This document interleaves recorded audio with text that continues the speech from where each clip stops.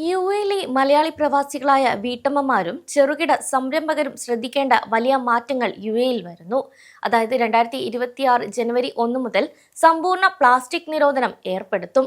ഒറ്റത്തവണ ഉപയോഗിക്കുന്ന പ്ലാസ്റ്റിക് ഉൽപ്പന്നങ്ങൾ പരിസ്ഥിതിക്ക് വരുത്തുന്ന ആഘാതം കുറയ്ക്കുന്നതിനായി കാലാവസ്ഥാ വ്യതിയാന പരിസ്ഥിതി മന്ത്രാലയമാണ് ഈ നിയമം നടപ്പിലാക്കുന്നത്.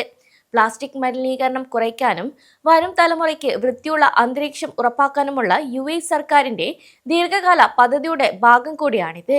ഈ മാറ്റം പ്രവാസി കുടുംബങ്ങളെയും പ്രത്യേകിച്ച് വീട്ടിലിരുന്ന് ബിസിനസ് ചെയ്യുന്ന ഹോം ബേക്കേഴ്സിനെയും എങ്ങനെ ബാധിക്കുമെന്നും എങ്ങനെയൊക്കെ ഇതിനായി തയ്യാറെടുക്കണമെന്നും വിശദമായി അറിയാം.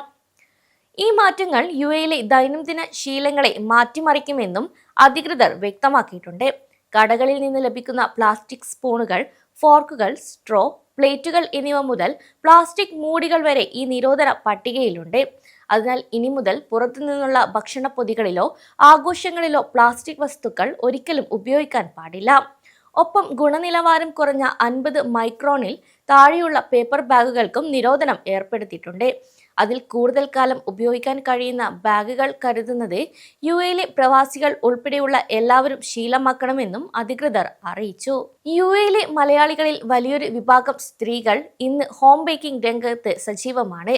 കേക്കുകളും മധുരപലഹാരങ്ങളും പാക്ക് ചെയ്യാൻ പ്ലാസ്റ്റിക് കണ്ടെയ്നറുകളെയും കവറുകളെയും ആശ്രയിക്കുന്നവർക്ക് 2026 മുതൽ ചില വെല്ലുവിളികൾ നേരിടേണ്ടി വരും.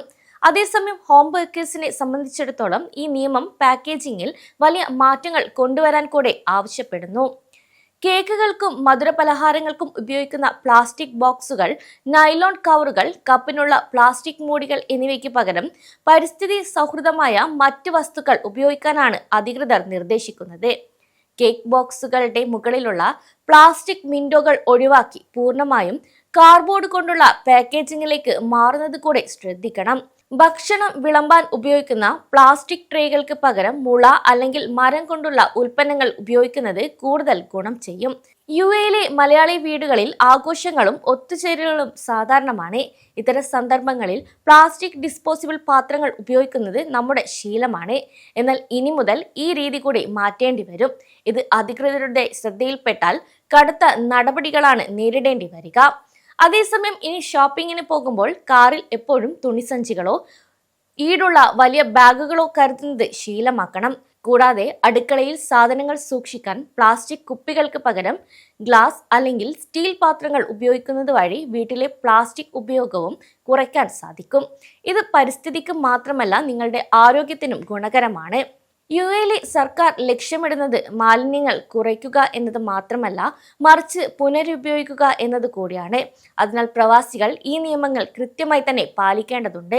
അല്ലാത്ത പക്ഷം ഇത് അധികൃതരുടെ ശ്രദ്ധയിൽപ്പെട്ടാൽ കനത്ത പിഴകൾ ഉൾപ്പെടെയുള്ള നടപടികൾക്ക് കാരണമായേക്കാം.